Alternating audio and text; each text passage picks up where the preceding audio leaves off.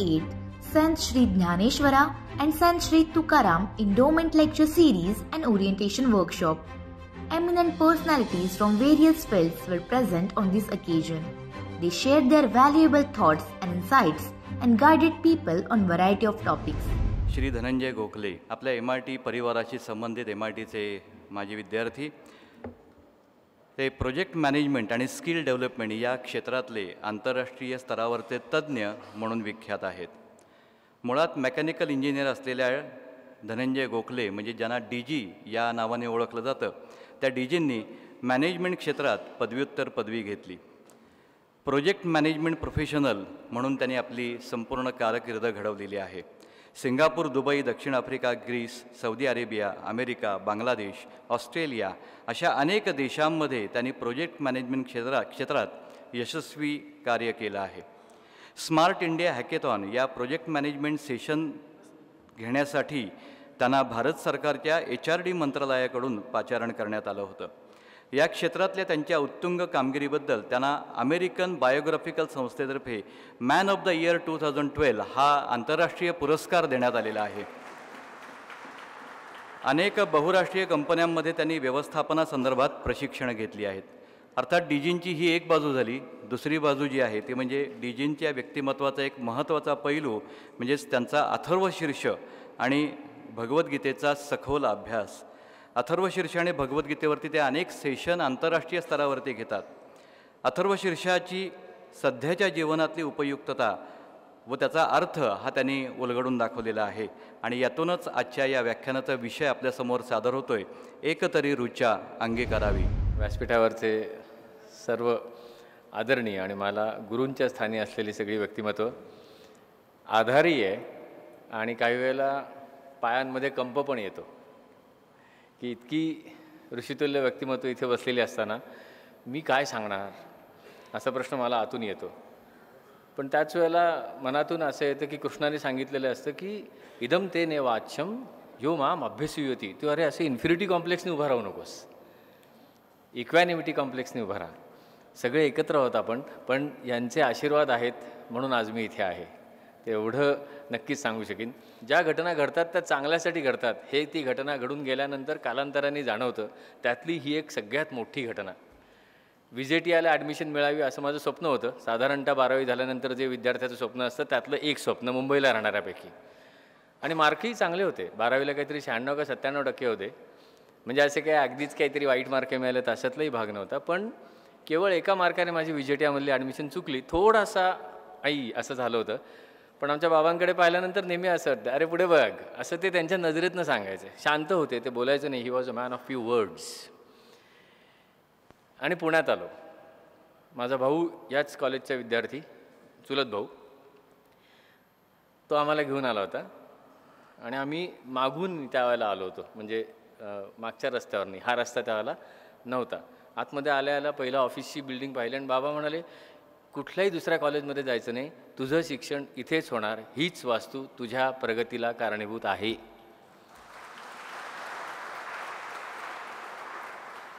म्हणजे आम्ही त्यावेळेचं तिकडनं डाव्या हाताला टर्नही घेतला नव्हता. म्हणजे त्यावेळेला पोर्चमध्ये येताना पहिला डाव्या हाताने टर्न घ्यायचा, उजव्या हाताला मग पोर्चमध्ये, असं ते संपूर्ण आराखडा होता त्याचा. त्याच वेळेला त्यांनी सांगितलं होतं. काय त्यांनी सांगितलं, काय त्यांना त्यावेळेला जाणवलं माहिती नाही, पण ते जे बोलले ते आज खरं होतं आहे. आणि म्हणून एक पद्धतीचं असं एक वेगळं दाटून पण आलं आहे. कराड सरांच्या शेजारी बसायचं म्हटल्यानंतर एक धारिष्ट्य लागतं. आमचे सगळे लाड त्यांनी पुरवलेले आहेत. टरकायचं सुद्धा आम्ही त्यांना, घाबरायचो सुद्धा. आनंदाने सांगावं असं वाटतं, आपल्या कॅम्पसवर त्यावेळेला कुणाच्याही तोंडामध्ये सिगरेट नसायची. सापडलीच तर गालावर बोटं उठलेली आम्ही पाहिलेली आहेत.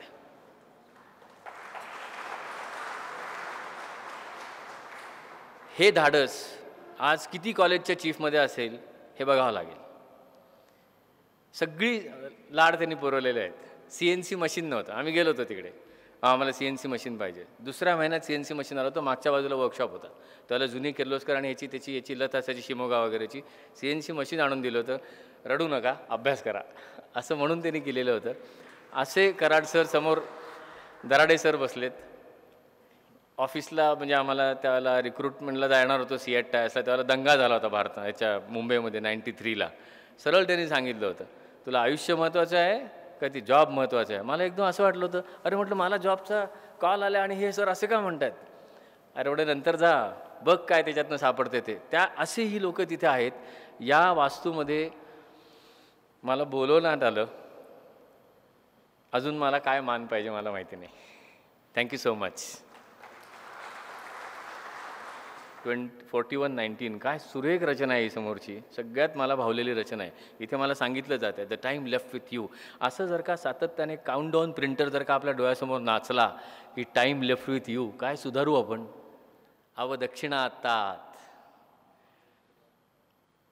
अथर्वशीर्षामधली ऋचा आहे ती. अवदक्षिणातात दक्षिणेकडून रक्षण कर. अशिष्याय न देयम या ऋचेवर आज मला बोलायचं आहे. तर अशिष्याय न देयम मराठीतला अर्थ काय होतो साधा. अशिष्याला देऊ नये. परत एकदा कुठले कुठले प्रश्न विचारले पटापट. आपल्यापैकी शिष्य कोण, आपल्यापैकी अशिष्य कोण, आपल्यापैकी ह्युमन बिईंग्स कोण, माणसं कोण, मनुष्य प्राणी. परफेक्ट. आपल्यापैकी ॲडल्ट्स कोण. परफेक्ट. आपल्यापैकी 5 फूट ज्यांची उंची आहे त्या उंचीपेक्षा जास्त उंची कोणाकोणाची आहे. 5 फुटापेक्षा जास्ती चालेल. आणि आपल्यापेक्षा म्हणजे आपल्यापैकी 5 फुटापेक्षा कमी उंची कोणाकोणाची आहे. सगळे 5 फुटापेक्षा जास्ती आहेत. हां. आता या दोन्ही प्रश्नाला हात वर केला असं कोणी आहे का की माझी उंची 5 फुटापेक्षा जास्ती आहे हात वर, माझी उंची 5 फुटापेक्षा कमी आहे हात खाली, असं कोणी आहे इथे. Mutually exclusive इन्सिडन्सेस. 5 फुटापेक्षा जर का माझी जास्त उंची असेल आत्ता या क्षणाला, तर या क्षणाला माझी उंची 5 फुटापेक्षा कमी होऊ शकत नाही. मग मी जर का ॲडल्ट असेन तर मी शिष्य कसा. मला एवढंच विचारायचं आहे. आपल्यापैकी ॲडल्ट्स कोण आणि आपल्यापैकी शिष्य कोण. ॲडल्ट्स असू तर शिष्य होऊ शकणार नाही आणि शिष्य असू तर ॲडल्ट होऊ शकणार नाही. गेली 22 वर्ष ॲडल्ट लर्निंग प्रिन्सिपल्सवर अभ्यास करतो आहे. भरपूर त्याच्यामध्ये काही काही गोष्टी सांगितलेल्या आहेत. एकच गोष्ट सातत्याने मला जाणवत आलेली आहे. एक प्रिन्सिपल, एवढी पुस्तकं वाचली, एवढे रिसर्च केले, एवढे प्रयोग केले, एक्सपेरिमेंट्स केले, वेगळ्या देशातल्या लोकांना भेटून आलो, भरपूर काय काय वाचलं. एकच लाईन माझ्या डोळ्यासमोर येते. The foundational principle of adult learning is adults cannot learn. बघा आत्ता जर का इथे 5 वर्ष 6 वर्ष 7 वर्ष 8 वर्ष अशा वयाची जर का मुलं असती तर माझ्या प्रश्नांना किती उत्साहाने उत्तर दिली असती.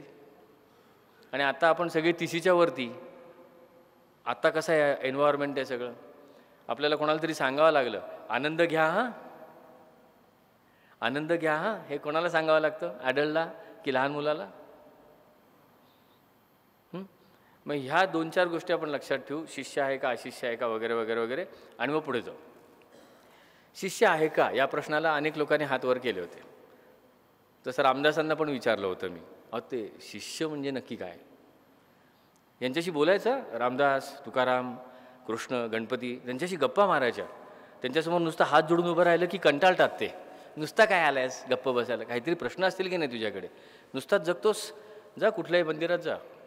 त्यांच्यासमोर गेलं की उलटे प्रश्न विचारतात ते की नुसता येऊन इथे बसू नकोस आणि माझ्याकडे मागू तर अजिबात नकोस, सगळं देऊन ठेवलं आहे तुला, प्रॅक्टिस कर. प्रॅक्टिस करत असताना जर का काही प्रश्न पडले तर माझ्याशी येऊन बोल, आपण गप्पा मारू. तसंच रामदासांची मी गप्पा मारल्या होत्या. अहो ते आशिष्यायन देयम ते अथर्वशीर्षामध्ये आहे. गणपतीकडे गेलो तो नुसता हसतो आणि तो म्हणतो विचार कर. कृष्णाकडे गेलो तो म्हणतो 18व्या अध्यायात सांगून ठेवला आहे इदम ते न अतपस्काय अभक्ताय अशुश्रूषवे वाच. हे दोघं काही मला उत्तर देत नाही आहेत.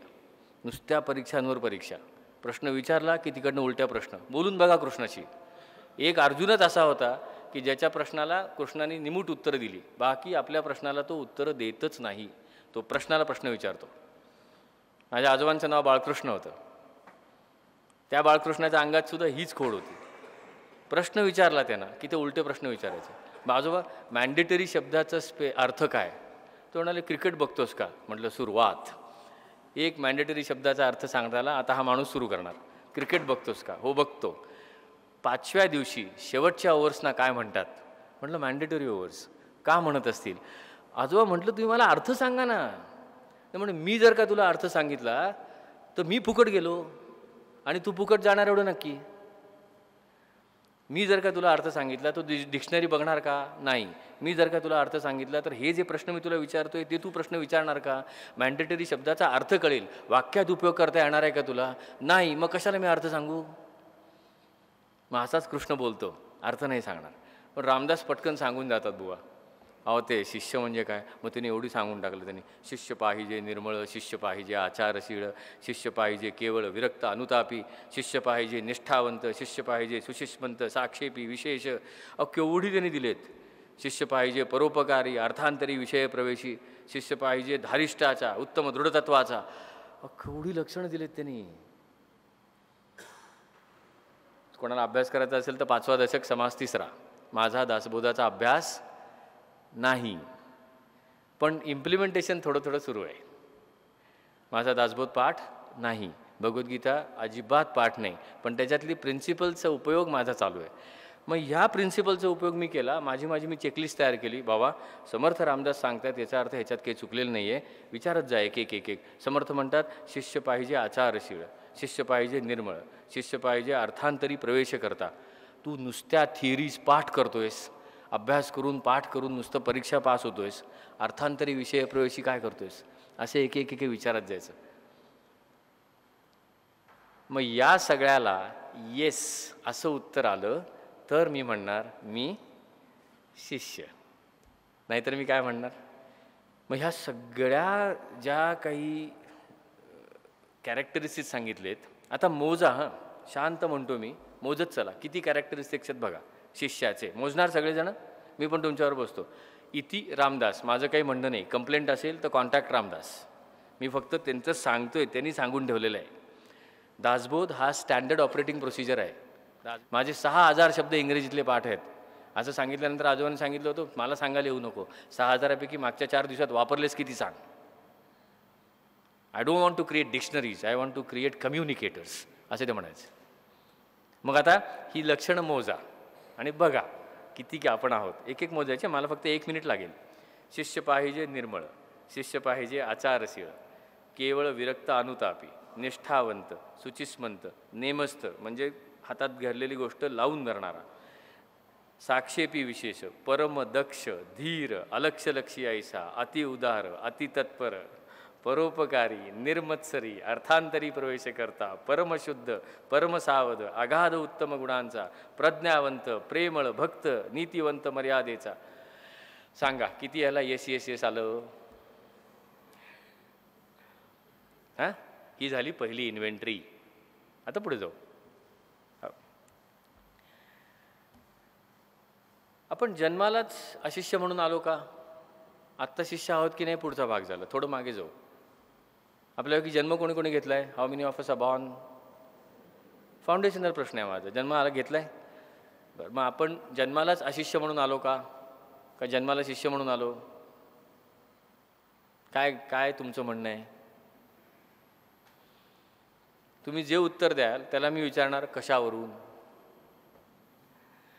वाईट खोड आहे ती प्रश्न विचारायची, पण प्रश्न स्वतःला विचारल्यानंतर फार उत्तरं सुचतात. एवढं नक्की, एक नक्की की जन्माला शिष्य म्हणून आलो का? जन्म घेतला म्हणूनच मी शिष्य आहे. युनिव्हर्सिटी ऑफ लाईफमध्ये मला जन्म घ्यावासा वाटला, याचा अर्थ मी शिष्य आहे. बरोबर? बोलणं आपलं अशिष्य आहे ना देवावर चालणार होतं. मी शिष्यावरच माझी 5 मिनटं घालवली, 7 मिनटं घालवली. जवळ पण थोडंसं. दुसरा, आपल्यापैकी चालता कोणाकोणाला येतं?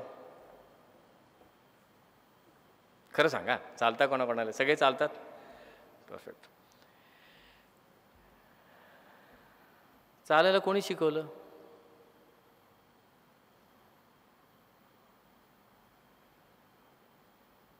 बघा, ॲडल्ट लर्निंग म्हणून प्रॉब्लेमॅटिक आहे.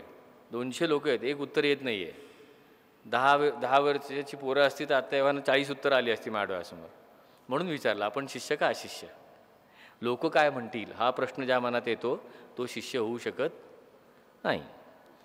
मग सांगा, चालायला शिकवलं कोणी?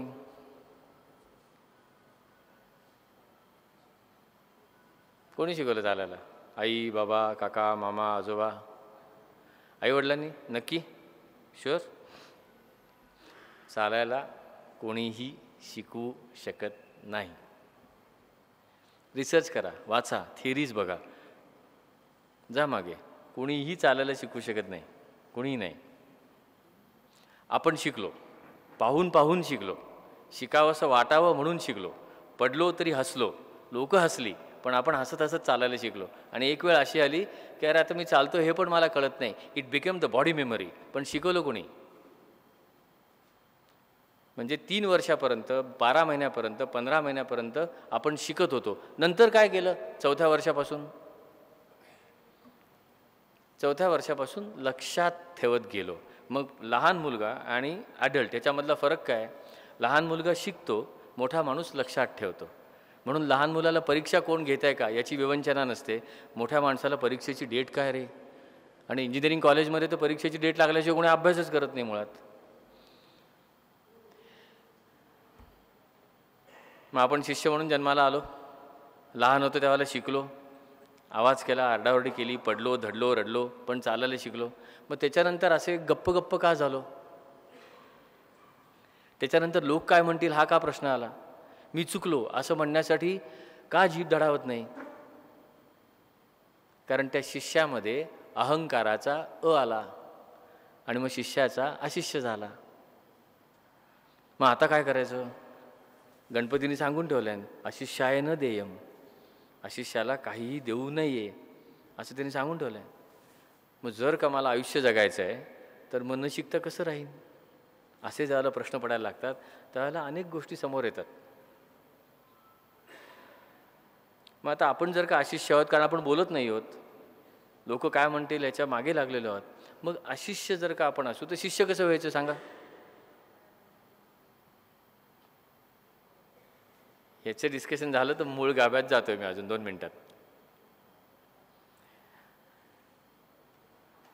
आपल्या घरी दिवाळीची स्वच्छता कोणी कोणी केली?